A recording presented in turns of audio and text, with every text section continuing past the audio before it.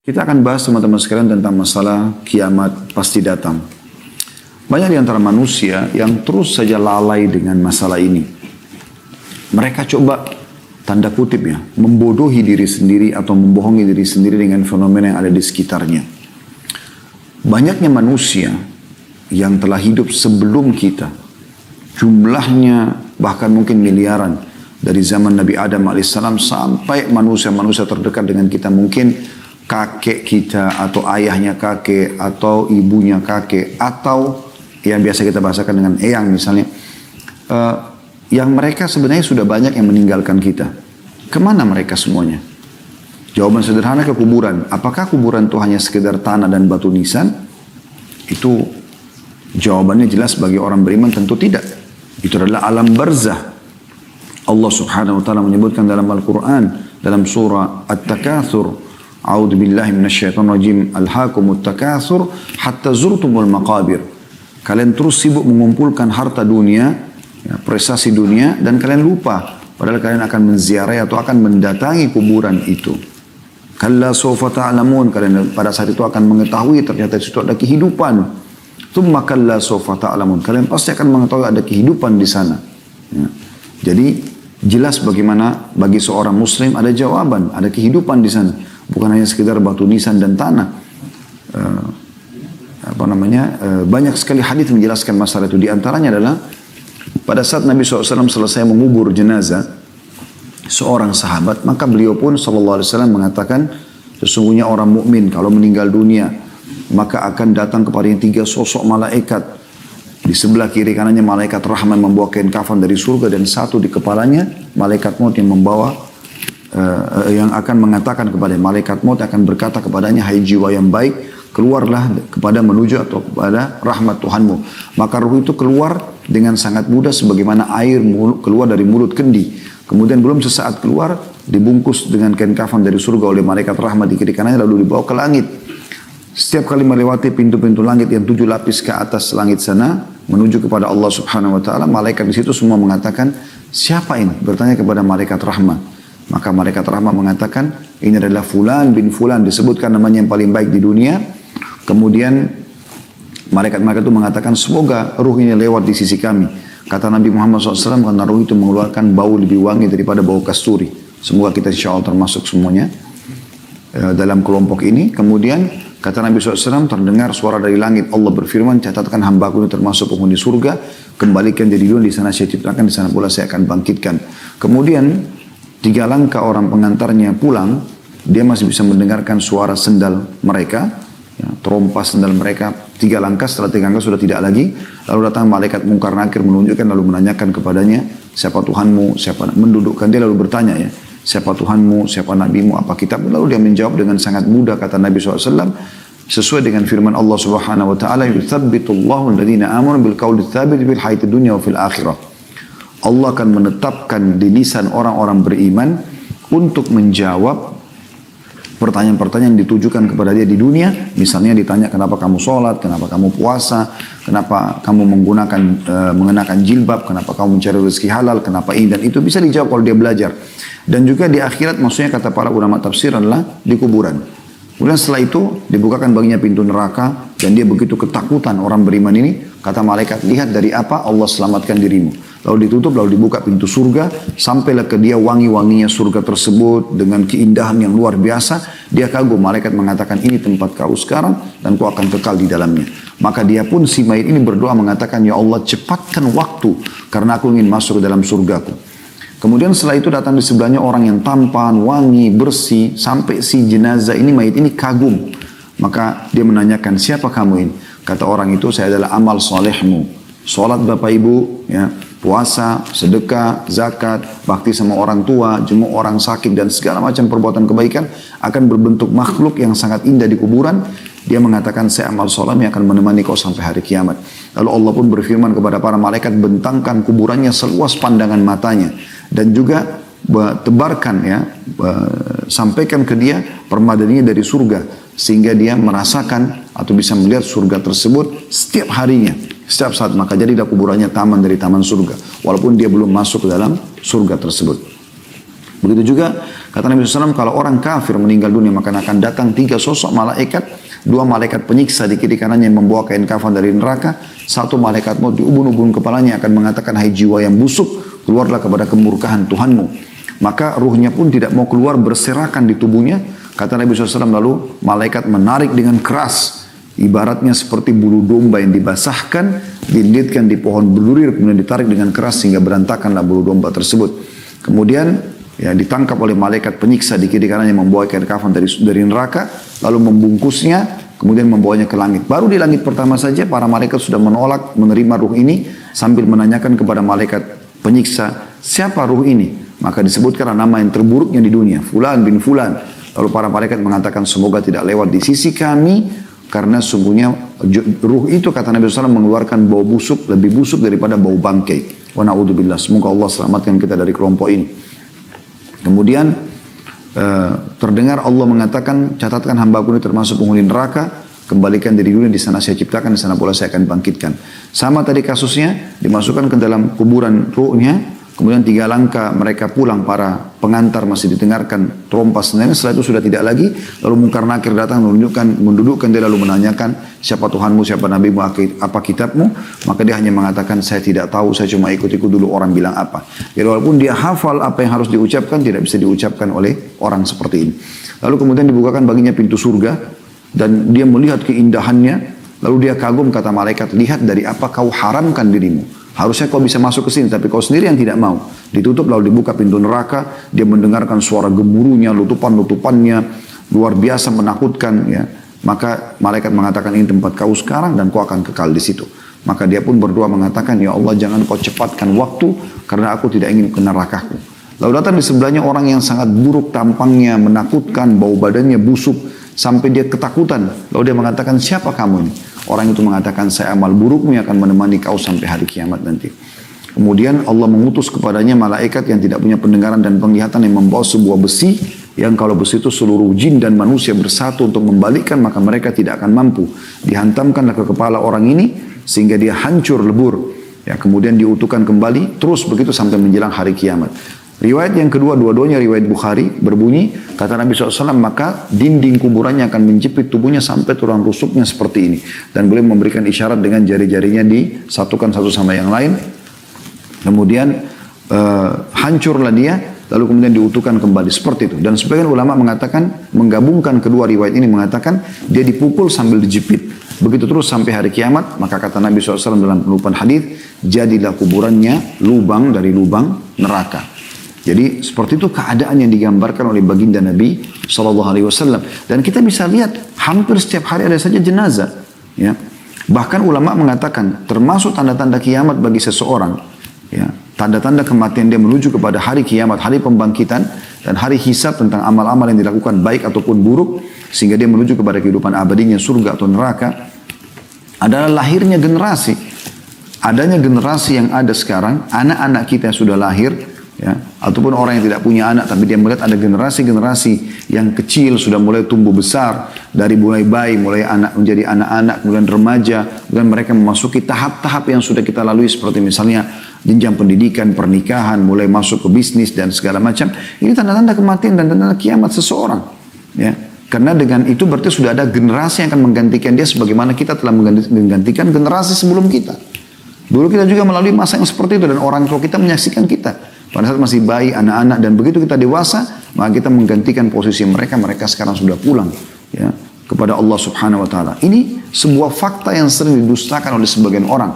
Dia sengaja membodohkan dirinya seakan-akan itu tidak akan terjadi. Padahal semua itu terjadi. Bahkan makna daripada tafsir firman Allah Subhanahu Wa Taala, وَقَدْ جَاءَكُمُ النَّذِيرُ, dan telah datang kepada kalian peringatan-peringatan, kata sebagian ulama, kata Imam Qurtubi dalam buku beliau At-Tadhkirah, adalah munculnya uban di kepala. Tanda-tanda kematian. Dan kematian artinya tanda-tanda kiamat. Karena dia akan menuju kepada hari kebangkitannya. Begitu juga ada yang mengatakan penyakit demam. Siapa yang antara kita tidak mengalami demam? Begitu seseorang sudah mulai ditimpa demam walaupun dia masih kecil, sudah tanda-tanda kematian, tanda-tanda kiamatnya. Begitu juga ada yang mengatakan lahirnya generasi. Ya. Dan sekian banyak pendapat ulama tentang masalah ini. Ada seseorang di kota Madinah dulu teman-teman sekalian. Pada saat dia sudah menginjak umur di atas 40 tahun, maka dia pun tiba-tiba membuat dirinya seakan-akan gila teman-teman sekalian. Padahal dia seorang pengusaha yang sukses segala macam. Kemudian dia datang ke Masjid Nabawi dan tidak mau pulang ke rumahnya. Setiap kerabatnya datang, dia buat dirinya seakan-akan gila. Padahal sebenarnya tidak gila. Dan dia sudah meninggalkan usaha-usaha dia yang berjalan.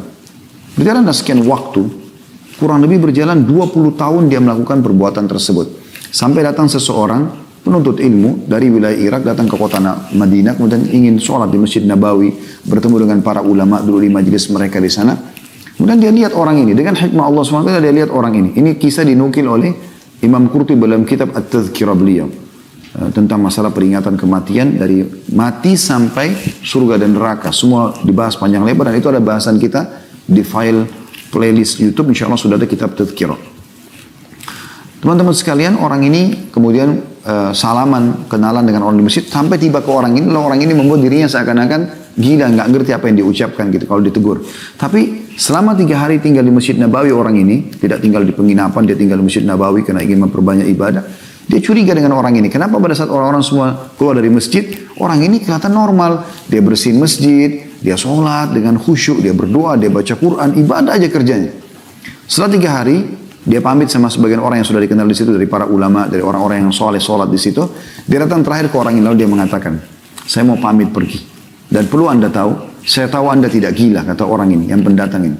Saya tahu Anda tidak gila. Dan saya memperhatikan semua sikap Anda selama 3 hari ini. Termasuk rupanya kalau malam, orang ini sering datang ke Baqi.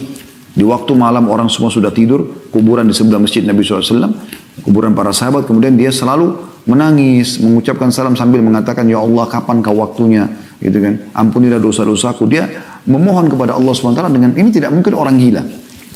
Maka dia mengatakan, Anda bukan orang gila, dan saya tahu, saya memantau kegiatan Anda selama 3 hari ini. Karena tidak ada orang lain, maka orang itu pun mengatakan, dari mana kau tahu? Dia bilang, saya tahu, orang gila tidak akan seperti Anda. Membersihkan masjid dengan bersih, Anda mengaji dengan benar, Anda berzikir, semuanya sholat on time, selalu di saf pertama, Anda kalau malam ke Baqi, dan saya dengar doa-doa Anda. Maka orang itu pun mengatakan, benar. Lalu anak muda ini bertanya, tolong sampaikan kepada saya, kenapa Anda lakukan ini? Dia bilang, sekitar 20 tahun yang lalu, saya melihat di jenggot saya ada tumbuh rambut atau jenggot yang berwarna putih. Waktu saya sedang bercermin, maka pada saat itu tiba-tiba saya berpikir, kalau ini adalah peringatan dari Allah Subhanahu Wa Taala, sampai kapan saya akan sibuk dengan dunia ini? Maka dia pun mengatakan, saya ambil inisiatif agar saya tidak terganggu. Toh juga ahli waris saya sudah bisa jalankan usaha-usaha saya. Saya ingin fokus ibadah di Masjid Nabawi sampai ajal saya datang. Maka dia bilang, saya pun melakukan perbuatan seperti ini. Jadi subhanallah, ada orang-orang yang sadar dan engah, maka mereka tahu akan hari kembali kepada Allah itu teman-teman. Jadi jangan selalu bodohin diri kita. Kita tertipu dengan badan yang sehat, kulit yang masih kencang, ya banyaknya proyek-proyek yang bisa kita dapatkan, apalah segala macam makanan yang melimpah, dan kita lupa ternyata kita akan kembali kepada Allah SWT. Kita boleh nikmatin dunia. Karena Allah SWT memerintahkan dalam surah Al-Qasas, surah nomor 28 ayat 77, A'udzu billahi minasyaitonir rajim, wa bataghi fima ataqallahu daral akhirah wa la tansa nasibaka minad dunya wa ahsin kama ahsanallahu ilaik. Yang artinya, kejarlah apa yang Allah janjikan di akhirat sana, salat, puasa, zakat, semua ibadah-ibadah kerjakan tujuannya untuk akhirat. Dan jangan lupa bagianmu dari dunia. Kita boleh pakai mobil yang bagus, kita punya rumah yang bagus, kita punya pakaian yang bagus, makanan yang sehat, kita berolahraga, kita boleh nikmatin pemandangan yang indah yang tidak ada unsur haramnya, tapi bukan menjadi tujuan utama. Dia hanya sekedar untuk lebih menambah ya, keimanan kita kepada Allah SWT. Kita punya rumah untuk kita bersyukur, kita punya mobil untuk kita bersyukur. Karena kata Nabi SAW, Inna Allah yuhibbu an yara athara ni'ami ala abdi. Allah suka melihat bekas nikmatnya pada hambanya. Tapi jangan sampai kita tidak kenal yang namanya haram dalam pendapatan tersebut. Kita jadikan sebagai target utama. Orang-orang beriman subhanallah, apapun yang luput dari dunia ini tidak penting bagi mereka. Bahkan bagi mereka lebih mahal mereka ketinggalan sholat subuh ya, daripada dunia dan seluruh isinya. Lebih mahal mereka ketinggalan 2 rakaat sholat duha, 2 rakaat sholat malam daripada mereka ketinggalan dunia dan seluruh isinya. Bagi mereka dunia itu sangat kecil. Makanya para tabi'in mengatakan, kami menemukan kaum, maksudnya para sahabat, yang tidak ada nilainya dunia di sisi mereka kecuali hanya seperti, atau bahkan lebih ringan ya daripada sebelah sayapnya lalat. Artinya tidak penting bagi mereka hilangnya dunia. Yang penting jangan mereka kehilangan ibadahnya.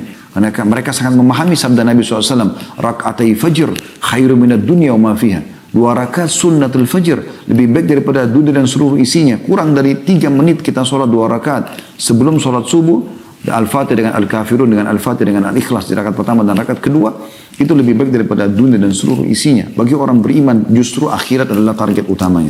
Dunia tidak boleh ditinggalkan, tapi bukan menjadi target utama. Ini perlu difahami teman-teman sekalian. Kita harus tahu ada hari kembali. Bagaimana Allah subhanahu wa ta'ala memerintahkan kita membaca surah Al-Fatihah di setiap sholat. Di sholat wajib kita bisa baca 17 kali, belum sholat sunnahnya. Bisa puluhan kali kita membaca surah Al-Fatihah. Apa salah satu potongan ayatnya? Maliki yaumiddin. Tuhan Raja pemilik hari pembalasan. Ada dijelaskan masalah hal tersebut. Dalam surah Al-Baqarah, surah Al-Imran, surah An-Nisa, surah Al-Ma'idah, surah Al-An'am, surah-surah berurutan semua umumnya banyak disinggung tentang masalah hari kiamat. Ya. Surah Al-A'raf tentang sebuah tempat yang orang belum jelas statusnya apakah ke surga atau ke neraka, nanti akhirnya mereka akan ke surga juga karena ya amal mereka masih berimbang antara baik sama buruk. Kemudian juga banyak Allah sebutkan dalam surah At-Taubah, surah Yunus, surah Hud, Yusuf, Ar-Ra'd. Banyak surah-surah ini menjelaskan tentang masalah hari kiamat. Nanti akan kita lebih fokus membaca beberapa ayat insyaAllah dalam surah Al-Hajj untuk membuktikan bagaimana Allah memastikan kiamat itu memang benar-benar akan terjadi. Namun ada surah-surah yang jelas Allah pakai namanya sebagai hari kiamat. Contoh misalnya Allah subhanahu wa ta'ala sebutkan di dalam surah Al-Qiyamah. Ya. Allah subhanahu wa ta'ala menamakan memang surah Al-Qiyamah. Dan itu Bapak Ibu bisa baca dalam Al-Quran. Ya. Tepatnya surah Al-Qiyamah itu berada di surah nomor 75. Allah SWT sebutkan memang surah Al-Qiyamah. Begitu juga Allah Subhanahu Wa Taala menyebutkan surah At-Takwir, ya, surah nomor 81. Masalah langit akan digulung nanti pada hari kiamat. Ya. Kemudian bagaimana surah juga dijelaskan dalam surah Al-Ghashiyah, surah nomor 88. Al-Ghashiyah yang hari pembalasan. Bagaimana juga Allah subhanahu wa ta'ala sebutkan dalam surah Al-Zalzalah, surah nomor 99, tentang guncangan yang sangat besar yang akan terjadi nanti pada hari kiamat nanti. Kemudian juga Allah sebutkan di surah nomor 101, surah Al-Qari'ah, tentang hari kebangkitan, hari kiamat. Ini juga Allah subhanahu wa ta'ala sebutkan tentang masalah hari kiamat tersebut. Jadi ada memang surah-surah yang Allah subhanahu wa ta'ala sebutkan tentang kepastian kiamat itu akan terjadi. Tapi saya akan coba fokus teman-teman, saya berharap teman-teman bisa membuka ya aplikasi Al-Qur'annya. Kita akan coba baca surah Al-Hajj.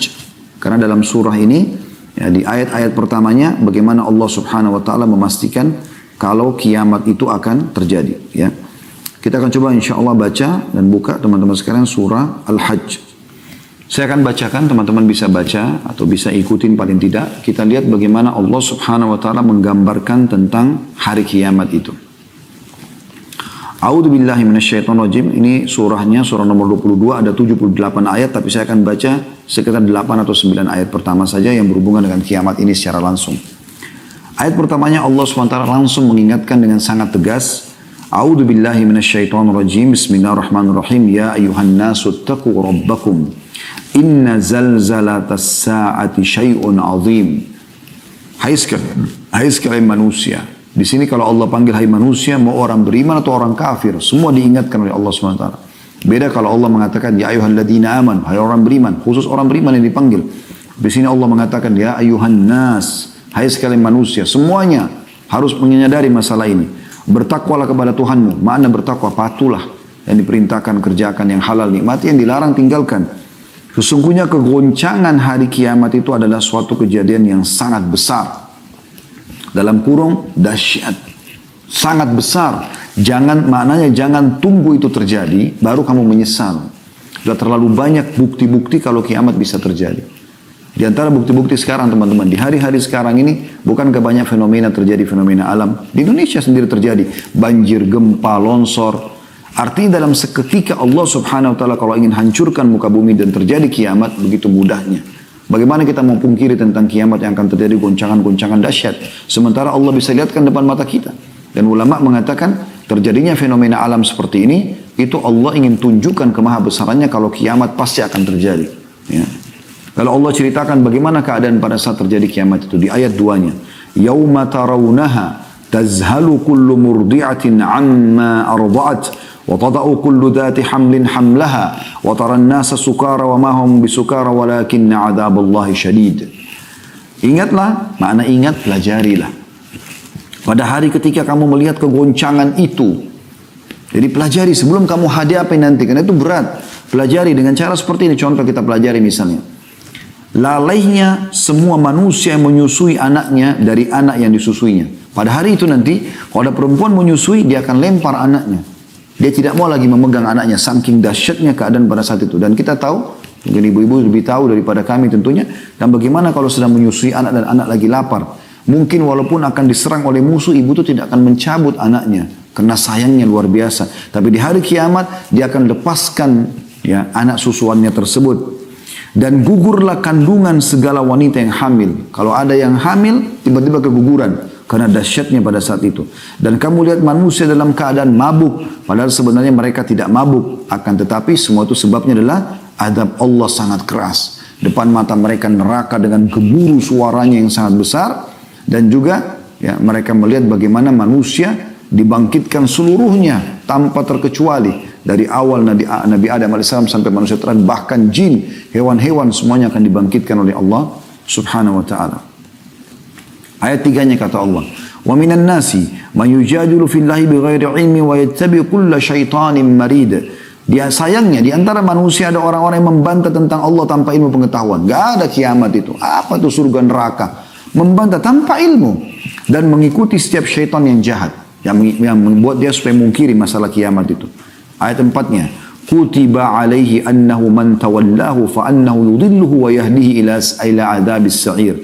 Dan telah ditetapkan terhadap syaitan tersebut yang membisikkan manusia agar jauh dari syariat Allah, agar lalai dengan akhirat. Bahwasanya ditetapkan syaitan itu, barang siapa yang berkawan dengan dia, mendengarkan bisikannya, maka dia akan menyesatkannya dan membawanya ke azab neraka. Lalu Allah terangkan dalam ayat yang panjang, ayat 5-nya. Tentang masalah kepastian kiamat terjadi. Ya ayyuhan nasu in kuntum fi raibin minal ba'thi fa inna khalaqnakum min turabin thumma min nutfatin thumma min alaqah thumma min alaqatin thumma min mudghatin mukhallaqatin wa ghairi mukhallaqatin linubayyina lakum wa nukhirru fil arhami ma nasha'u ila ajalin musamman thumma nukhrijukum tifla ثم نخرجكم طفلا ثم لتبلغوا أشدكم ومنكم من يتوفى ومنكم من يرد إلى أرذل العمر لكي لا يعلم من بعد علم شيئا وترى الأرض هامدة فإذا أنزلنا عليها الماء اهتزت وربت وأنبتت من كل زوج بهيج. Artinya, hai manusia, jika kamu dalam keraguan tentang kebangkitan dari kubur, ada hari kiamat, maka ketahui ya, tentu kiamat punya banyak nama. Hari kiamat, ya, hari pembangkitan, Yaumuddin, Malik Yaumuddin, hari pembalasan, Yaumul Ba'ats, ya, hari dibangkitkan, dikeluarkan dari kuburan, banyak nama-namanya. Maka ketahuilah, sesungguhnya kami telah, kalau kamu ragu, maka kami akan ajak kamu berbicara, hai Musa, dengan akal kemanusiaanmu. Kami telah menciptakan kamu, menjadikan kamu dari tanah, Nabi Adam AS, kemudian dari setetes mani, setelah itu generasinya mulai berkembang dengan setetes sperma dituangkan ke rahim seorang wanita, kemudian dari segumpal darah, kalau ketemu sel-telur sama sperma akan menjadi segumpal darah. Semua ilmu medis sudah mempelajari masalah itu, dan sekarang dengan teknologi canggih bisa kita tonton semua itu secara ilmiah. Kemudian dari segumpal daging, darah berubah jadi daging, yang sempurna kejadian dan yang tidak sempurna, agar kami jelaskan kepada kamu dan kami tetapkan dalam rahim siapa yang akan hidup, siapa yang akan gugur, apa yang kami kehendaki sampai waktu yang telah ditentukan. Kami tentukan jenis kelaminnya, kapan dia keluar, lahir umur 7 bulan kah di perut ibunya, 8 bulan kah, 9 bulan kah, laki-laki atau perempuan, jenis kelaminnya, kemudian rambutnya, kulitnya, segala macam. Kemudian kami keluarkan kamu sebagai bayi. Kemudian dengan beransur-ansur kamu sampailah kepada kedewasaan. Dan di antara kamu ada yang diwafatkan dan ada pula yang di antara kamu yang dipanjangkan umurnya sampai pikun supaya dia tidak mengetahui lagi sesuatu pun yang dahulu telah diketahuinya. Jadi Allah ceritakan, kalau kau ragu dengan kebangkitan setelah kau mati nanti, bagaimana dulu kami ciptakan kamu sendiri, begitu juga kami akan bangkitkan kamu. Ini prosesmu untuk kamu diciptakan itu. Dan pada saat itu kamu akan lihat bumi kering. Kemudian apabila telah, dan ini contohnya Allah mengatakan, dan kamu lihat bumi itu kering, tandus. Kemudian apabila telah kami turunkan air hujan di atasnya, hiduplah bumi itu dan suburlah dan menumbuhlah berbagai macam tumbuh-tumbuhan yang indah. Artinya, begitulah kami bangkitkan kalian. Tadinya orang sudah mati, masuk ke tanah, kering, jadi tulang belulang. Bagaimana tanah tandus pun kami turunkan hujan, lalu kemudian jadi subur, tumbuh-tumbuhan, begitu juga kami akan bangkitkan kalian. Ayat 6-nya. Dzalika bi anna Allah huwal haqq wa annahu yuhyil mauta wa annahu ala kulli syai'in qadir. Yang demikian itu karena sungguhnya Allah dialah yang hak dan sungguhnya dialah yang menghidupkan segala yang mati dan sungguhnya Allah Maha Kuasa atas segala sesuatu. Sehebat apapun kita teman-teman, kita akan kembali kepada Allah Subhanahu wa taala. Hebat dari sisi ibadah, dekatkan diri kepada Allah, atau memang hebat dalam kemaksiatannya, semua akan kembali kepada Allah Subhanahu wa taala. Dalam ayat yang dikatakan wa ilaihi turja'un, kepadanya kalian akan dikembalikan. Di ayat 7-nya, wa anna as-sa'ata atiyatun la raiba fiha wa anna Allah yab'atsu man fil qubur. Dan sungguhnya benar-benar hari kiamat itu pasti datang. Ini sebab kita namakan judul kita kiamat pasti datang dari potongan ayat ini. Allah mengatakan dan sungguhnya hari kiamat pastilah datang. Tidak ada keraguan kepadanya. Dan bahwasanya Allah membangkitkan semua orang yang ada di dalam kubur. Ya. Lalu kemudian Allah SWT tutup, ini ayat terakhir kita baca sampai ayat 8-nya. Allah SWT mengatakan wa minan nasi man yujadilu fillahi bighairi ilmin wala hudan wala kitabim munir. Tapi sayangnya di antara manusia ada orang-orang yang membantah tentang Allah tanpa ilmu pengetahuan, tanpa petunjuk dan tanpa kitab atau wahyu yang bercahaya. Jadi mereka membantah tentang masalah kiamat ini dengan tanpa ilmu sama sekali. La haula wa la quwata illa billah. Baik teman-teman sekalian, kita juga coba baca lengkap insyaAllah surah Zalzalah. Ini saya pilih karena teman-teman mungkin umumnya menghafalnya, sering dipakai dalam sholat.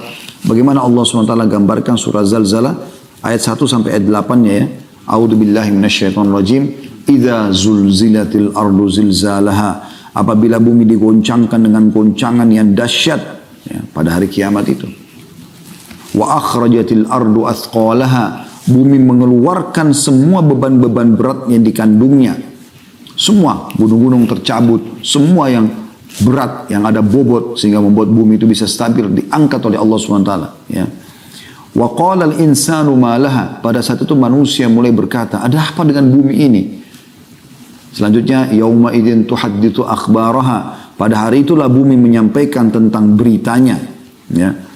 Bi anna rabbaka auha laha. Bahwasanya Tuhanlah Allah yang telah memerintahkan dia menjadikan atau terjadi seperti itu. Yauma idzin yasurun nasu ashtatan liyura a'malahum. Pada saat itu manusia akan dibangkitkan ya dalam keadaan bermacam-macam. Nah, ada penjelasan macam-macam adalah orang beriman akan bercahaya, orang kafir akan hitam kelam. Ya. Faman ya'mal mithqala untuk mereka melihat amal-amal mereka, faman ya'mal mithqala dzarratin khairan yara. Siapa yang berbuat seperti biji sawi dari kebaikan, dia akan lihat. Sekecil apapun kebaikan yang Bapak Ibu lakukan, tidak ada yang sia-sia. Wa man ya'mal mithqala dzarratin syarran yara. Siapa yang berbuat seperti biji sawi dari keburukan, dia juga akan lihat dan semua akan dipertanggungjawabkan. Ini jelas 8 ayat semuanya cerita tentang masalah neraka. Maksudnya hari kiamat, hari kiamat. Dan sangat jelas. Begitu juga dalam surah Al-An'am, Allah Subhanahu wa taala juga menyebutkan ya, dalam surah Al-An'am surah nomor 6 ayat 158. Allah Subhanahu wa taala berfirman, Al-An'am surah nomor 6 ayat 158. A'udzu billahi minasyaitonir rajim. Hal yanzuruna illa an ta'tiyahumul malaikatu aw ya'tiya rabbuk aw ya'tiya rabbuka aw ya'tiya ba'du ayati rabbik yawma ya'ti ba'du ayati rabbika la yanfa'u nafsan imanuha lam takun amanat min qablu aw kasabat fi imaniha khaira. Al-ayat. Apa yang mereka tunggu-tunggu? Orang-orang yang masih tidak mau taubat, tidak mau kembali kepada Allah, tidak mau beriman kepada Allah. Apa yang mereka tunggu-tunggu kata Allah? Tidak lain hanyalah kedatangan malaikat ya, kepada mereka untuk mencabut nyawa mereka. Menunggu kematian. Setelah lihat malaikat maut baru mereka mau sadar, gitu kan? Atau kedatangan Rob, ya, atau Rob kalian, maksudnya di sini adalah bertemu dengan Allah Subhanahu Wa Taala pada hari kiamat. Allah akan hisab mereka. Atau kedatangan sebagian tanda-tanda Robmu, tanda-tanda kiamat. Nanti akan kita jelaskan insya Allah, karena kiamat tidak akan terjadi sampai tanda-tandanya terlihat semua. Pada hari datangnya sebagian tanda-tanda Robmu itu tidaklah bermanfaat lagi iman seseorang bagi dirinya sendiri yang belum beriman sebelum itu, dan atau dia belum mengusahakan ya kebaikan dalam masa imannya tadi. Jadi kalau sudah datang hari kiamat, datang kematian, nggak ada lagi manfaatnya tentu. Ya. Kemudian teman-teman sekalian, kita juga bisa melihat di dalam ya, surah Maryam, surah nomor 19, ayat 68 sampai 72. Ini ayat Al-Quran terakhir yang kita baca di pembukaan ceramah kita ini. Insya Allah kita akan kuatkan dia dengan hadis-hadis Nabi SAW dan tanda-tanda kiamat ya. Surah Maryam silakan buka, surah nomor 19 ayat 68 sampai 72. Ya, yang bunyinya, A'udzubillahi minasyaitonirrajim. Fawarabbika lanahsyurannahum wasyayatina thumma lanuhdirannahum hawla jahannama jithiya. Thumma lananzi'anna min kulli syi'atin ayyuhum ashaddu 'ala ar-rahmani 'itiyya. Thumma lanahnu a'lamu billadhina hum awla biha siliya. Wa in minkum illa wariduha kana 'ala rabbika hatman maqdiya. Thumma nunajji alladhina ittaqaw wa nadhara adh-dhalimina fiha jithiya. Demi Rabbmu, hai Muhammad, pasti terjadi. Sesungguhnya akan kami bangkitkan mereka bersama syaitan-syaitan. Para orang-orang kafir, orang ahli maksiat akan dibangkitkan. Syaitannya pun akan dibangkitkan yang menggoda mereka. Kemudian kami akan datangkan mereka di sekeliling Jahannam, neraka, bersama-sama dalam keadaan berlutut, ya, terhina mereka. Kemudian pasti akan kami tarik dari tiap-tiap golongan siapa di antara mereka yang sangat durhaka kepada Zat yang Maha Pemurah, pada Allah. Dan kemudian kami sungguh lebih mengetahui orang-orang yang seharusnya dimasukkan ke dalam neraka itu. Gak ada lagi negosiasi, gak ada lagi sogokan, gak ada manipulasi di hari kiamat. Semua pasti jelas. Yang ahli surga akan jelas, ahli neraka akan jelas. Anda tidak akan punya apa-apa lagi di sana untuk membela diri. Dan tidak ada seorang pun darimu melainkan akan mendatangi neraka itu. Orang kafir akan masuk ke dalam, orang beriman akan lewat di atasnya. Karena sirat akan dibentangkan di atas neraka itu. Ya, baru kita menuju ke surga. Semua tujuannya agar kita pun kalau masuk ke surga insya Allah pernah melihat neraka itu.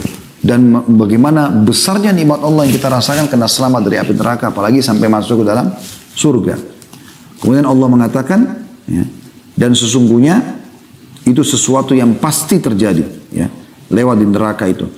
Kemudian kami akan menyelamatkan orang yang bertakwa, ya, dari neraka itu agar masuk ke dalam surga lewat di atas sirat, dan kami akan tinggalkan orang-orang zalim dalam keadaan berlutut atau terhina. Ya. Jadi ini jelas sekali bagaimana Allah SWT menggambarkan masalah itu. Beruntunglah teman-teman sekalian kalau kita engah mengambil dan memahaminya. Apalagi ini masuk dalam salah satu dari 6 rukun iman kita. Selain iman kepada Allah, iman kepada malaikat, iman kepada kitab-kitab, rasul-rasul, hari kiamat, dan juga ya, qadha atau takdir baik dan takdir buruk. Beriman kepada hari kiamat ini manfaatnya banyak sekali teman-teman sekalian. Di antaranya adalah beriman kepada Allah, mendapatkan pahala, menyempurnakan iman karena rukun iman. Yang kedua, dia akan menenteramkan hati seseorang di dunia ini. Ya, tidak ada orang yang tertimpa musibah, lalu dia ingat akan terjadi kiamat, misalnya dia ditipu orang, dia kena penyakit kronis. Tapi kalau dia ingat akhirat, ternyata di sana ada kehidupan abadi. Karena orang dibangkitkan nanti hari kiamat, nggak ada lagi teman-teman orang tua, anak-anak, nggak ada lagi. Dia dibangkitkan dalam kondisi semuanya dewasa. Kata Nabi SAW, seluruh orang dibangkitkan pada hari kiamat dengan gambar poster Adam. Ya, 60 siku ke langit. Semuanya ahli surga, ahli neraka. Tapi ahli neraka pada saat dimasukkan nanti ada yang lebih membesar tubuhnya untuk menambah siksaan bagi mereka. Ya, teman-teman bisa ikutin di kajian kita di sore hari sebentar hari Senin dan beberapa kajian sebelumnya tentang masalah neraka. Sudah kita bahas panjang lebar masalah itu ya. Tapi ahli surga mereka akan setinggi Nabi Adam alaihissalam, tidak bertambah ya, dari itu. Dan umur mereka 33 tahun. Gak lebih sehari, gak kurang sehari. Sampai dalam hadis yang lain kata Nabi SAW, tidak ada orang yang meninggal bayi ataupun sudah sangat tua. Bayi mungkin baru 2-3 hari umurnya meninggal. Atau orang sudah sangat tua, 100 tahun, 150 tahun, 200 tahun umurnya meninggal dunia, kecuali akan dibangkitkan 33 tahun. Jadi tidak ada lagi anak-anak, tidak ada bayi, tidak ada orang dewasa. Dan tidak ada juga lagi, kata Nabi SAW, orang kalau masuk ke dalam surga, tidak ada lagi sakit. Ya. Tidak ada beringus, tidak ada meludah, kata Nabi SAW, tidak ada buang air besar, tidak ada buang air kecil. Orang ahli surga tidak akan rusak pakaiannya, tidak akan habis masa mudanya. Tidak ada WC di surga itu. Tidak butuh orang kamar mandi. Kata Nabi SAW, semua makanan minuman yang tidak dibutuhkan oleh tubuh mereka akan keluar dalam bentuk keringat yang lebih wangi dari bau kasturi. Semua kehidupan yang berbeda, ya, abadi selamanya. Dan kita sedang menuju ke sana. Allah Subhanahu Wa Taala menciptakan kedua orang tua kita yang mulia, Adam dan Hawa alaihi wassalatu wassalam, itu untuk di surga. Kemudian mereka diturunkan untuk bertugas di dunia, kemudian kembali lagi ke surga. Kita ini adalah anak-anak surga, harusnya kita kembali ke surga. Tapi Allah SWT berikan syarat, harus patuh kepada Allah. Siapa yang membangkang selama di dunia, yang Allah berikan umur yang terbatas, maka dia akan masuk ke neraka, dan Allah sudah gambarkan neraka. Apa kata Nabi Muhammad SAW dalam hadis sahih? Tidak ada sesuatu yang kalian butuhkan untuk masuk ke dalam surga dan selamat dari neraka kecuali sudah dijelaskan kepada kalian. Jadi jelas. Kata Nabi SAW juga, kalian semua akan masuk surga kecuali orang yang aba, menolak. Kata para sahabat, "Wa ya aba ya Rasulullah?" Siapa yang nolak itu ya Rasulullah? Kata Nabi SAW, "Man ata'ani dakhala al-jannah." Siapa yang patuh kepada aku akan masuk surga. "Wa man asani dakhala an-nar." Siapa yang durhaka maka akan masuk dalam api neraka. Ya. Jadi kiamat ini teman-teman sesuatu yang pasti datang. Harus kita punya persiapan. Pernah ada sahabat bertanya dalam hadis Bukhari Muslim, "Ya Rasulullah, siapakah orang mukmin yang paling cerdas?" Kata Nabi SAW, orang yang paling banyak mengingat kematian akhirat dan punya persiapan yang cukup untuk itu. Itu orang mukmin yang paling cerdas. Ya. Jadi orang yang luar biasa adalah orang yang punya tahu itu. Tetap di dunia dia berpakai pakaian yang bagus, dia punya kendaraan yang bagus, dia cari rezeki yang halal, rumah yang bagus, dia biaya keluarganya maksimal. Tapi dia tidak, semua itu dibawa untuk menuju ke akhirat sana. Bagaimana para salafus salih, mereka pada saat bersedekah, lalu kemudian mereka dibawa sedekahnya itu oleh orang-orang miskin. Mereka tersenyum gembira sambil berkata kepada orang di sekitarnya, "Lihatlah orang-orang ini membawa amal-amal kami, ketimbangan amal kami pada hari kiamat tanpa diupah sedikit pun." Mungkin sebagian orang yang masih berpikiran kapitalis, bukan berpikiran Islam, dia akan berpikir kalau dia keluarkan sesuatu dia berikan pada orang, sebenarnya dia sedang memberikan keuntungan pada orang tersebut. Sebenarnya tidak.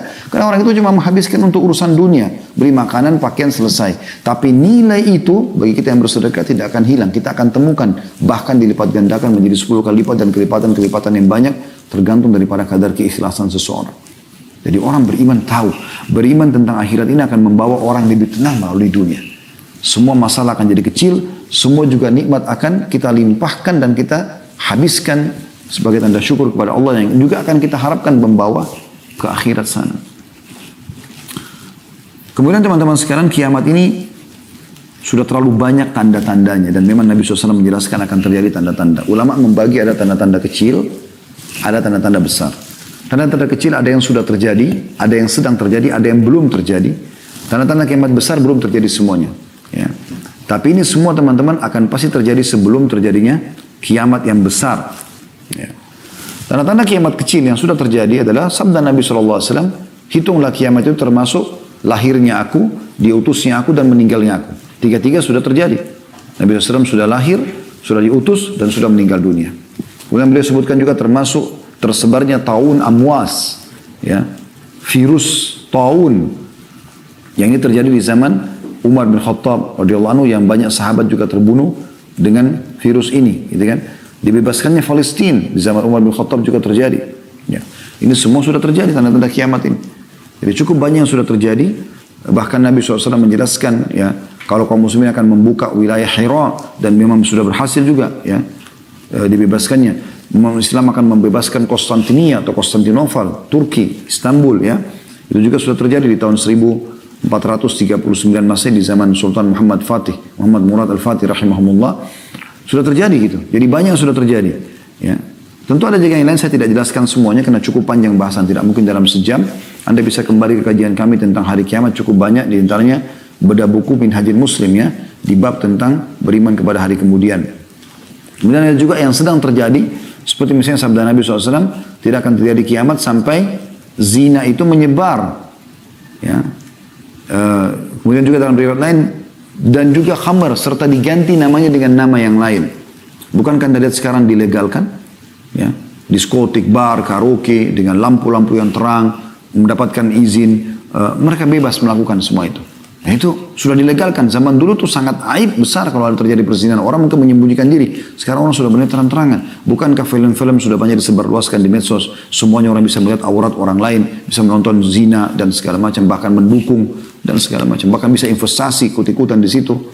Itu kan sudah merajalela. Khamar digantikan namanya. Sekarang kan digabung khamar yang bersaudara sama zina. Pasti dia paket biasanya. Setelah mabuk zina. Atau zina dengan mabuk. Ini dua hal yang sulit dipisahkan, seperti kembar gitu ya. Dan dosa ini rata-rata ya, seperti bersaudara, memanggil satu sama yang lain. Kalau sudah melakukan ini akan terjadi, ini akan terjadi, ini. Terus begitu.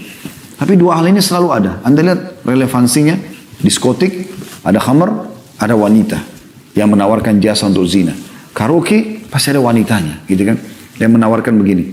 Tempat-tempat bar dan segala macam ini sama. Maka ini kayak satu paket teman-teman sekalian. Dan ini sudah disebutkan oleh Nabi SAW. Diubah sekarang menjadi julukan atau judul hiburan. Jadi bukan lagi dikatakan perzinahan. Hiburan. Sehingga akhirnya tidak masalah orang pakai jilbab pun untuk masuk di sana. Ya, laki-laki yang soleh pun masuk di sana dan segala macam hal. Allahul Musta'an. Ini termasuk tanda-tanda kiamat yang sudah nyata. Tanda-tanda hari kiamat juga kata Nabi SAW. Ya. Bahwasanya banyaknya laki-laki menyerupai perempuan, perempuan menyerupai laki-laki. Bukankah di zaman kita seperti itu? Bahkan di zaman kita ini, ya semoga Allah selamatkan kita, di beberapa negara dilegalkan pernikahan sesama jenis. Di Indonesia pun pada mau ikut-ikutan. Ya diangkat LGBT dan segala macam, diangkat itu sebuah kebebasan publik. Padahal melawan fitrah. Allah sudah hancurkan kaum Lut karena mereka homoseksual. Dan juga dalam masalah lesbian kata Nabi SAW, ya lesbian, praktek lesbian di antara wanita adalah zina di antara mereka. Tidak bisa. Ya, kalau zina antara laki-laki sama perempuan dosa besar, ya itu hukumnya kalau belum nikah kepergok, dicambuk 100 kali, diasingkan setahun. Kalau sudah nikah dirajam, dilempar sampai mati. Tapi kalau orang homoseksual ini beda hukumannya. Kata Abdullah bin Umar atau Abdullah bin Abbas, kalau pelaku ini sodomi atau homoseksual ini, kalau kepergok dan ketahuan, dia dicari tempat tertinggi di sebuah kota itu, lalu didorong dari atas. Kemudian dilempar, dirajam dengan batu dari bawah. Sudah nikah atau belum nikah? Kalau zina, rajamin nanti kalau sudah nikah. Tapi ini tidak. Karena beratnya hukuman terhadap hal-hal tersebut. Tapi subhanallah, sekarang sudah dianggap seperti yang biasa. Bahkan sudah biasa orang, dianggap biasa sekali orang itu pacaran, pinggir jalan, pegang-pegangan, bukan halal suami istri, ciuman. Bahkan mereka berzina. Ya, di tempat-tempat umum, di kebun-kebun dan segala macam. Dan yang lebih parah kadang-kadang melakukannya di kuburan. Tempat yang harus dijadikan sebagai ibrah. Peringatan kata Nabi SAW, ziarahilah kubur karena mengingatkan hari akhirat. Mereka malah melakukan kemaksiatan di tempat-tempat haram seperti ini. Atau tempat-tempat yang harusnya dimuliakan, maka mereka lakukan perbuatan haram di situ. Ini semua termasuk tanda-tanda kiamat. Ya. Dan ada beberapa yang lain tentunya. Juga ada tanda-tanda kiamat yang kecil yang belum terlihat. Seperti kata Nabi SAW, tidak akan terjadi kiamat sampai kalian melihat dari sungai Furat keluar gunung emas. Walaupun sudah ada tanda-tanda yang terlihat di sebagian informasi yang ada di zaman kita sekarang. Juga termasuk yang belum terjadi adalah kembalinya Jazirah Arab ya dengan sungai-sungai, kebun-kebun ya. Sekarang kan yang kita tahu Jazirah Arab termasuk Saudi terutama sekarang adalah banyak padang pasir. Tapi subhanallah dalam 10 tahun terakhir ini itu selalu turun salju. Di hari-hari sekarang ini kita baru 2 hari yang lalu saya temukan lagi cuplikannya bagaimana, dan itu tidak asing di medsos. Di Tabuk selalu turun salju yang sebelumnya mungkin tidak seperti itu. Dan sampai dijadikan sebagai bahan khutbah Jumat oleh para imam-imam haram. Bagaimana memperingatkan masalah ini. Kalau salju itu pada saat dia cair, dia akan membawa air yang sangat banyak. Dan itu bisa membuat subur. Dan beberapa titik di Jazirah Arab sudah mulai kelihatan hijau. Dalam subhanallah 2-3 hari saja hujan, maka kita lihat padang pasir itu berubah menjadi hijau. Saya saksikan sendiri beberapa kali seperti itu ya. Maka ini termasuk tanda-tanda kiamat yang sudah nyata sebenarnya. Termasuk ada Malhamah Kubra, atau peperangan terjadi antara umat Islam dengan Bani Asfar, ya orang-orang non-Muslim, ya, dan pada saat itulah terakhir tanda-tanda hari kiamat karena di penutupan hadis tanda-tanda kiamat kecil maksudnya. Kata Nabi SAW pada saat Muslimin sudah sampai ke Rum. Rum ini Allahu alam di mana posisinya, tapi kata Nabi SAW pasukan Muslim akan sampai ke Rum. Dan pada saat itu iblis akan berubah menjadi manusia lalu mengatakan kepada kaum muslimin kalau Dajjal telah keluar di tengah-tengah kalian. Maka pada saat itu umat Islam umumnya sudah tahu itu tanda-tanda kiamat besar. Kalau Dajjal keluar, mereka pun bubar, mereka kembali kepada atau ke kota-kota dan negara mereka masing-masing. Pada saat mereka kembali ternyata mereka baru sadar itu berita bohong, dan di saat itulah betul Dajjal akan keluar, kata Nabi SAW. Maka keluarlah tanda-tanda kiamat besar, dan tanda-tanda kiamat besar ini dikumpulkan oleh atau dikumpulkan dalam sebuah hadis yang sahih. Ada 10 hadis riwayat Imam Ahmad. Kata Nabi SAW, inna sa'ata la takunu hatta takuna 10 ayat. Sebenarnya kiamat yang besar sekali, ya, hidupnya sangkakala, kemudian hancurnya semua planet-planet bertabrakan, semua akan hilang, ya, dan tersisa hanya Allah Subhanahu Wa Taala dan yang Allah inginkan dari surga dan penghuninya, dari bidadari, bidadara, pelayan, semua itu mereka tutur yang Allah inginkan, itu semua mungkin, ya, karena Allah mengatakan dalam ayat, nanti akan kita bacakan ayatnya, pada saat hidup sangkakala maka semua yang di langit dan di bumi akan meninggal, hancur, kecuali yang Allah inginkan. 10 tanda-tanda itu disebutkan. Yang pertama adalah khasfun bil masyrik, wa khasfun bil maghrib, wa khasfun bi jaziratil Arab. Tentu di sini sebagian ulama mengatakan dalam hadis ini bukan urutannya, ya, tapi disebutkan secara acak oleh Nabi SAW. Urutannya sebagian ulama mendahulukan Dajjal. Di sini disebutkan Dajjal yang ketiga. Di sini terjadi adalah 3 tanda-tanda kiamat sekaligus. Terjadinya longsor besar di daerah timur bumi ini, atau timur Jazirah Arab. Timurnya berarti Asia kita, ya. Dari Irak, Iran, Rusia, Afghanistan sampai ke bawah Indonesia ini, itu dikenal dengan timur Jazirah Arab. Kemudian akan terjadi longsor di barat Jazirah Arab, Afrika, benua yang besar. Kemudian juga akan terjadi longsor besar di Jazirah Arab. Ini 3. Longsor ini kata sebagian ulama sudah tidak bisa lagi ditutup karena besarnya. Kemudian yang keempat disebutkan dalam hadis ini, tapi sekali lagi bukan urutannya, ya. Nah, karena dijelaskan oleh para ulama ada urutan sendiri. Kemudian dukhan, keluarnya kabut yang sangat besar. Ya, kabut yang sangat besar yang menutupi mayoritas bumi ini. Kemudian disebutkan yang kelima adalah Dajjal, keluarnya Dajjal. Nah, akan kita jelaskan insyaallah satu persatu poin ini biidznillah taala, mudah-mudahan ada waktu, ya. Kemudian yang keenam adalah Dabbatul Ard, keluarnya hewan melata di muka bumi, hewan tapi bisa bicara dengan bahasa manusia. Ini juga akan kita jelaskan insyaallah. Kemudian yang ketujuh adalah Ya'juj dan Ma'juj, keluarnya Ya'juj dan Ma'juj, ya. Ini adalah 2 suku dari anak Adam yang diceritakan dalam surah Al-Kahfi, dan Anda dianjurkan baca setiap malam Jumat atau hari Jumat surah Al-Kahfi dan mengenang kisah mereka.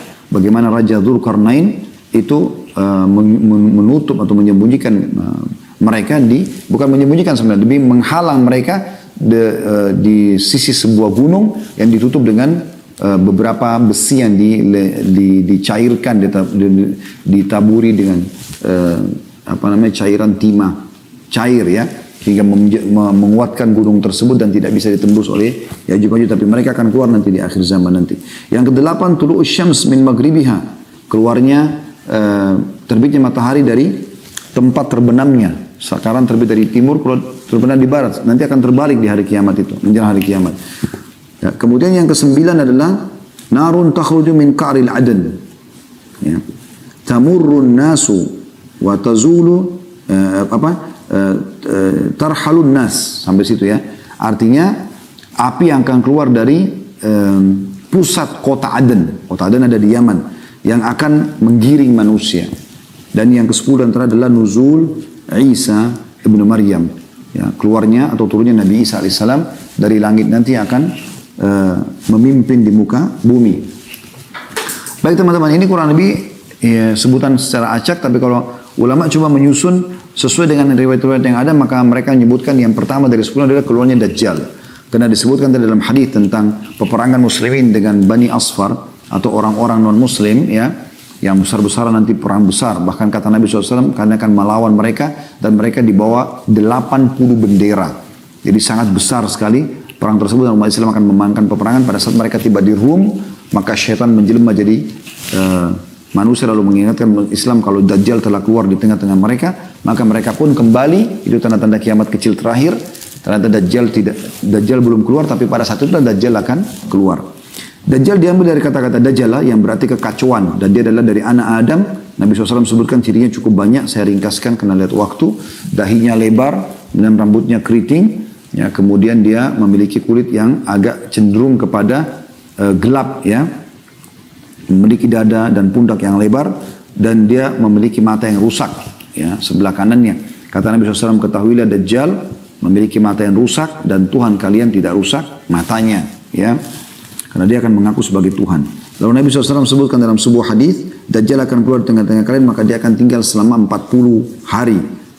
Maka 40 hari dalam riwayat dikatakan seharinya seperti setahun, seharinya seperti sebulan, seharinya seperti sepekan, hari-hari sisanya seperti hari-hari kalian. Jadi kalau setahun berarti 1 tahun. Ya, kita pegang misalnya lafaz Nabi SAW secara zahirnya begitu. Setahunnya kan 40 hari. Kalau kita kurangi 1 hari berarti sisa 39 hari. Setahun. Hari keduanya seperti sebulan. Itu sudah setahun sebulan. Hari ketiganya seperti sepekan. Berarti setahun sebulan sepekan. Kalau dikurangi 3 hari dari 40 hari sisa 37 hari. Ini sebulan sepekan tepatnya. Ya, 37 hari. Berarti setahun, 2 bulan, 2 pekan dia akan membuat kerusakan di muka bumi. Lalu kata Nabi SAW, tidak ada tempat pun di muka bumi kecuali dia akan lalui. Dan orang-orang yang dilewatin wilayahnya, ya, yang beriman padanya maka wilayahnya akan subur, mengaku dia sebagai Tuhan. Yang tidak mengaku dia sebagai Tuhan maka akan, ya, sulit, peceklik, akan susah hidup mereka. Ya. Dajjal terus saja mengelilingi muka bumi kecuali Mekah dan Madinah. Dia tidak bisa masuk. Kata Nabi SAW, dia akan tiba di Madinah dan dia akan mengajak pengikutnya naik ke atas sebuah gunung. Lalu dia menunjuk ke arah masjid Nabi SAW sekarang sambil mengatakan, apakah kalian lihat istana putih itu? Dan subhanallah di hari-hari kita sekarang Masjid Nabawi seperti istana putih. Kata Nabi SAW, kata Dajjal, dia mengatakan, apakah kalian lihat istana putih itu? Kata mereka iya. Kata Dajjal, itulah istana Muhammad yang aku tidak diizinkan untuk masuk ke dalamnya. Maka Dajjal tidak bisa masuk di Madinah. Dan ini kisah cukup panjang. Intinya dia menyentakkan kakinya di sekitar kota Madinah. Lalu terjadi gempa. Keluarlah semua orang munafik dari kota Madinah menjadi pengikutnya. Sampai nanti akhirnya setelah selesai semua tertinggal orang beriman. Keluar seorang anak muda dari Madinah. Lalu Dajjal menangkapnya sambil mengatakan, aku adalah Tuhanmu. Maka anak muda itu mengatakan, kau adalah Dajjal. Karena Nabi SAW mengatakan semua orang mukmin akan bisa membaca di dahinya tertulis kafara atau kufur. Dan tahu kalau ini adalah Dajjal. Anak muda itu mengatakan, kau adalah Dajjal yang Nabi SAW sudah sampaikan kepada kami. Maka Dajjal mengambil gergaji, kata Nabi SAW, lalu meletakkan di tengah-tengah kepalanya, lalu membelah 2 badan orang itu sampai kemaluannya. Kemudian, ya, dia melewati tengah-tengahnya sambil mengatakan, hiduplah. Maka bergabung kembali badan anak muda tersebut. Semua pengikutnya bersorak-sorak. Lalu kata Nabi SAW, dia bertanya lagi, apakah kau sudah akui aku sebagai Tuhanmu? Dia tanya anak muda itu. Anak muda itu mengatakan, aku tidak bertambah kecuali keimanan kalau kau adalah Dajjal. Maka setelah itu kata Nabi SAW, Dajjal coba membunuhnya, tidak mampu atau tidak bisa lagi membunuhnya. Dan pada beberapa wilayah yang dia lewatin dan dia berhasil. Dia berhasil. Di antaranya adalah, ya, dia lewat dalam satu riwayat sahih dikatakan dia lewatin sebuah wilayah lalu dia datangi pemimpin wilayah tersebut. Entah presiden, raja, kepala suku, intinya wilayah itu dilewatin. Lalu dia mengatakan kepada pemimpin wilayah itu, saya adalah Tuhanmu. Orang itu mengatakan, kau manusia biasa seperti saya, dari mana buktinya? Dia mengatakan, bagaimana kalau saya hidupkan kedua orang tuamu? Kata pemimpin wilayah itu, oke. Kalau kau hidupkan maka saya akui kau sebagai Tuhan. Maka setelah itu pun, ya, Dajjal mengatakan tunjukkan di mana kuburannya. Begitu ditunjukkan lalu Dajjal mengatakan keluarlah. Lalu keluarlah kedua orang tuanya, pemimpin wilayah tersebut, ibu dan ayahnya. Kemudian berkata kepada anaknya, ya, berimanlah kepadanya karena dia adalah Tuhanmu. Nah setelah itu pemimpin wilayah itu pun beriman pada Dajjal, mengakui Dajjal sebagai Tuhan. Lalu semua wilayah mengikuti pengiman kepada Dajjal. Tapi di sini teman-teman pentingnya, untuk membaca sebuah hadis Anda harus baca sampai tuntas, jangan tidak tuntas. Karena dalam closing hadis, penutupan hadis kata Nabi SAW, dan ketahuilah sesungguhnya, ya, kedua orang tua orang itu, pemimpin itu adalah syaitan yang menjelma untuk menipu manusia. Jadi tidak benar bahwasanya dua-dua itu dikeluarkan oleh Dajjal, tapi ini dukungan terhadap Dajjal dari syaitan. Wa na'udzubillah. Ya, kemudian setelah itu Allah SWT turunkan Nabi Isa, ya, untuk membunuh Dajjal pada saat itu. Keluarlah Dajjal, Nabi Isa AS turun, kata Nabi SAW, pada saat keluar seseorang dari keturunanku bernama Mahdi, atau namanya seperti namaku Muhammad bin Abdullah, kemudian membawa pasukan ke masjid Menara Putih di negeri Syam. Kemudian disitulah dia akan mengimami orang sholat asar. Isa turun sambil memegang kedua sayap, ya, malaikat, kemudian ikut sholat bersama dengan mereka. Lalu Nabi Isa memimpin pasukan tersebut menuju ke wilayah Palestina, ya, tempat Dajjal ada, kemudian membunuh Dajjal. Kata Nabi SAW, Isa pun pada saat tampil dan dilihat oleh Dajjal, Dajjal melepuh seperti melepuhnya barang, ya, meleleh gitu ya. Dia meleleh.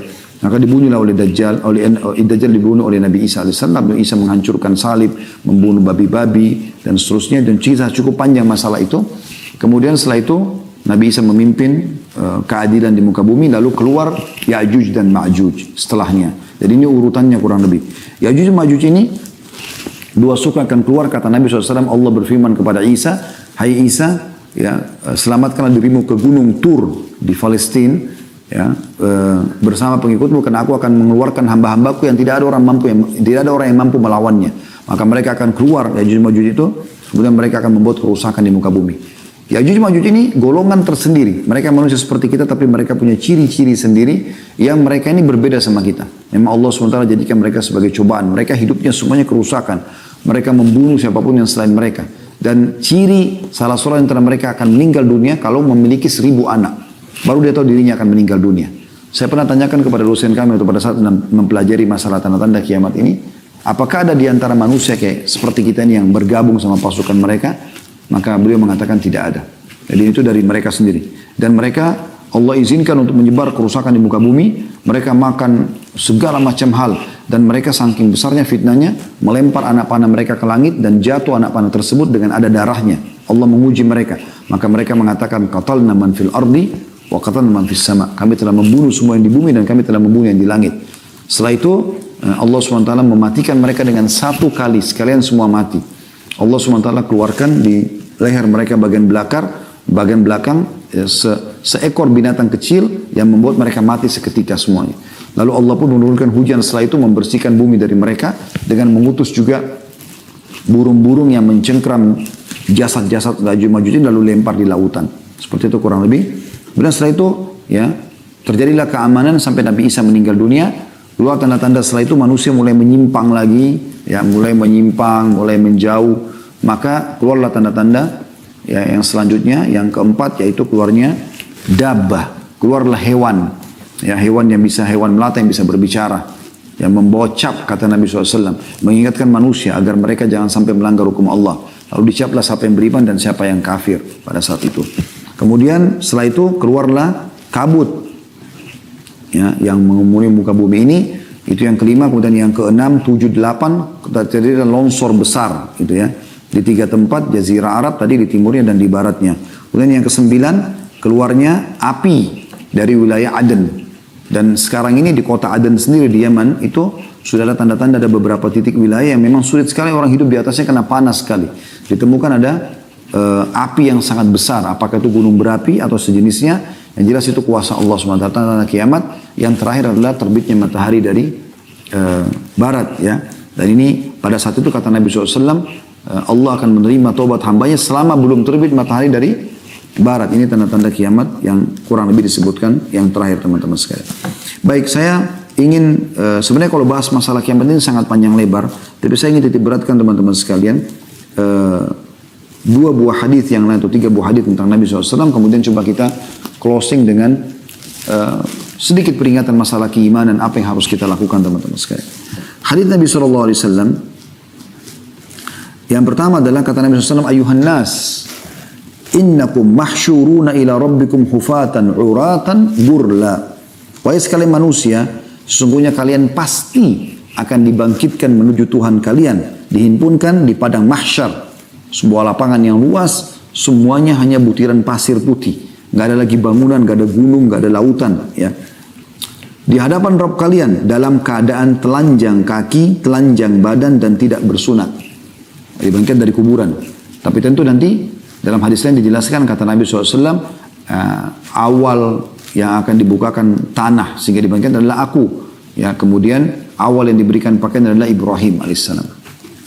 Jadi nanti orang-orang akan diberikan pakaian orang beriman dengan pakaian-pakaian yang bercahaya, orang-orang kafir dengan pakaian yang dari terra yang panas, api, dan terlihatlah perbedaan antara kedua kelompok ini tentunya. Ya. Kemudian kata Nabi SAW, ketahuilah bahwa sesungguhnya orang pertama yang diberi pakaian adalah Ibrahim AS, dan ketahuilah bahwa sesungguhnya nanti akan didatangkan beberapa orang dari umatku, lalu mereka diseret, ya, ke sebelah kiri. Ala wa inna awwal khalqi yuksa Ibrahim AS, ala wa innahu sayuja'u birijal min ummati fayu'khadu bihim dhatat shimal. Fa'akulu, maka aku pun berkata, ya Rabbi, ashabi, wahai Tuhanku, itulah sahabat-sahabatku, aku sempat melihat mereka, mereka sempat beriman di masa aku hidup. Fayaqulu innaka la tadri ma ahdatsu ba'dak. Maka dikatakan kepada Nabi SAW, sesungguhnya tidak, ya, engkau tidak tahu apa yang mereka lakukan setelah engkau meninggal dunia. Jadi menandakan Nabi SAW juga tidak tahu apa yang terjadi dengan umatnya, kecuali yang diinformasikan kepada beliau. Dan dimaksud juga di sini adalah mereka murtad, adalah orang-orang yang sempat masuk Islam di akhir-akhir hidup Nabi SAW dalam kondisi mereka hanya karena ketakutan dengan Islam, bukan karena keimanannya. Maka mereka banyak yang murtad setelah Nabi SAW meninggal. Ini diantara hadisnya tentunya yang menyebutkan bahwasanya kita akan dibangkitkan pada hari kiamat.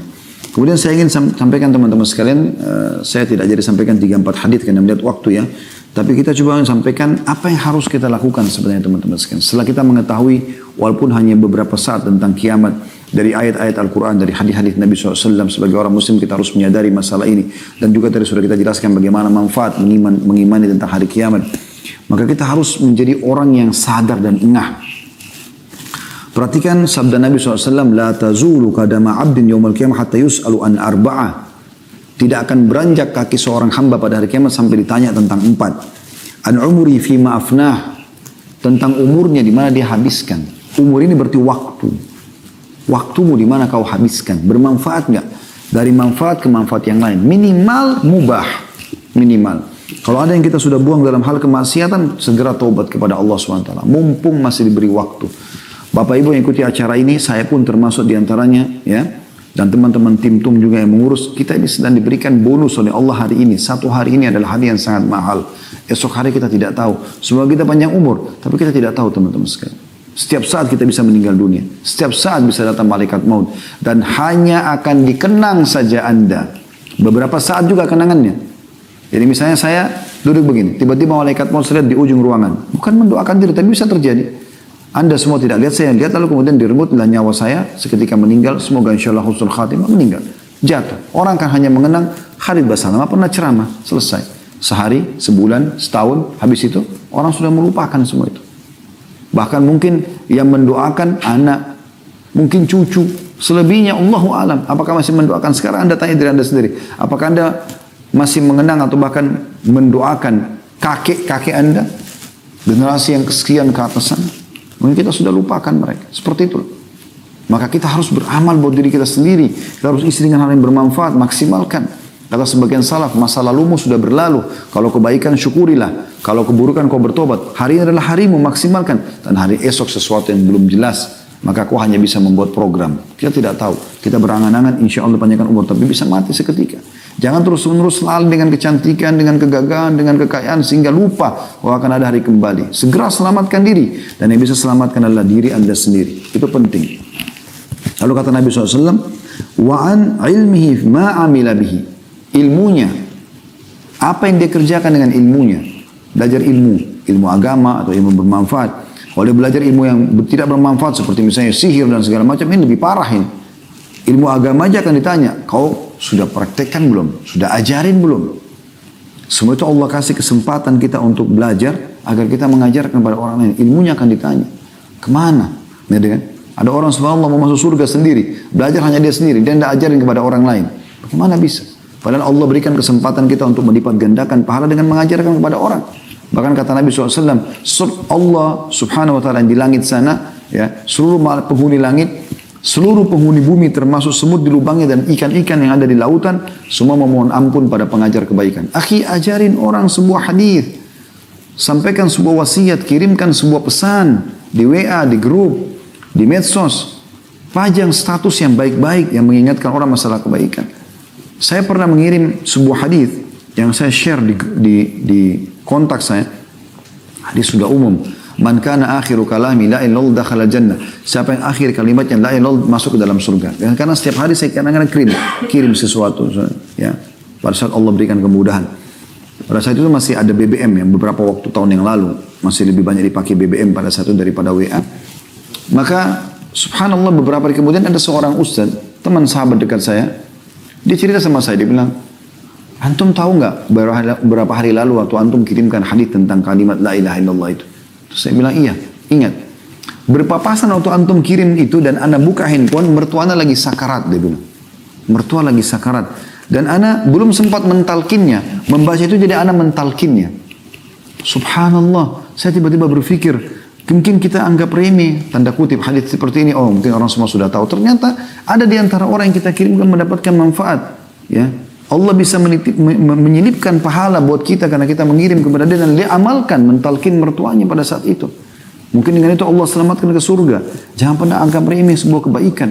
Ajarkan yang sudah kita ketahui, merasa pedulilah, dan semua pelanggaran yang terjadi di depan mata kita bagi orang lain adalah kesempatan kita berbuat amal saleh. Kalau semua orang sudah berbuat kebaikan, kita mau dapat pahala dari siapa? Justru pelanggaran orang lain kesempatan kita perbaikin untuk kita mendapatkan pahala dari mereka. Ya ibu-ibu melihat orang teman-temannya belum pakai jilbab, dakwahi mereka, jangan diam. Belum punya ilmunya, baca. Google sekarang di handphone kita, handphone sudah seperti perpustakaan berjalan.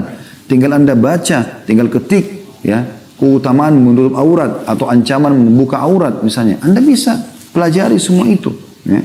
Ini hal yang luar biasa yang harus kita lakukan. Dakwahi orang-orang yang belum faham masalah sholat dan yang lainnya. Kemudian dikatakan yang ketiga, wa an malihi min aina iktasaba wa fima anfaqa. Dan hartanya dari mana dia datangkan dan kemana dia keluarkan. Itulah. Khusus harta kata ulama dua hal. Sumbernya dari mana, dikeluarkan kemana. Ini penting untuk digarisbawahi. Karena kita semua umumnya mencari rezeki dari Allah, di jalan Allah Subhanahu Wa Taala. Maka kita perlu pelajari teman-teman. Manusia ada 4 golongan dalam masalah harta. Ada orang yang orang ini, ya, dia terbaik. Dia memiliki sumber yang halal dan dia keluarkan pada yang halal. Sumber halal ke tempat yang halal. Jadi sudah halal, dia biaya keluarganya, dia sedekah, dia bangun masjid, rumah anak yatim, kegiatan sosial. Ini orang yang terbaik dalam harta. Ini yang kata Nabi SAW, nikma malus salih fi yadi abdis salih. Sebaik-baik harta yang saleh, yang halal, di tangan orang yang saleh.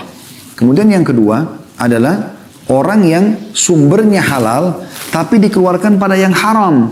Udah gajinya halal, tapi dipakai berzina, dipakai karaoke, dipakai segala macam. Ini jadi tidak baik. Dapat pahala dari sumbernya tapi berdosa dengan pengeluarannya. Juga akan ditanya oleh Allah SWT. Yang ketiga terbalik. Sumbernya tidak baik, haram, korupsi, manipulasi segala macam. Dikeluarkan pada yang halal. Diumrahkan orang, bangun masjid tapi dari uang haram. Ini tidak bisa. Ini menambah dosa buat dia. Tidak akan bermanfaat. Ya. Karena kata Nabi SAW, Inna Allah tayyibun la iqbalu illa tayyibah. Allah suci bersih, tidak terima kecuali yang suci dan bersih. Yang terakhir yang paling buruk adalah sumbernya haram, dikeluarkan pada yang haram. Sudah hasil manipulasi, hasil korupsi dan segala macam, dipakai lagi berzina dan segala macam, narkotika dan seterusnya. Ini orang yang paling buruk. Maka hati-hati teman-teman, Allah akan tanyakan semuanya. Makanya harus sumbernya halal, keluar pada yang haram, yang halal juga. Banyak harta nggak ada masalah, malah itu bagian daripada hal yang baik. Ya. Kita bisa membangun masjid, rumah anak yatim, kita bisa membiayai dai, kita bisa menyebarkan Quran. Dengan harta kita banyak bisa meraih surga. Ya.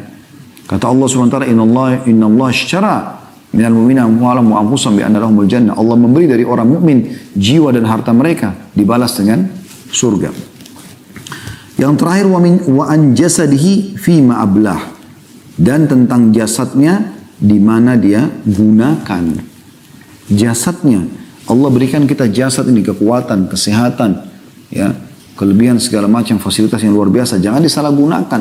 Jangan gunakan dalam kemaksiatan, ya, kezaliman. Gunakan dalam ketaatan kepada Allah Subhanahu wa taala.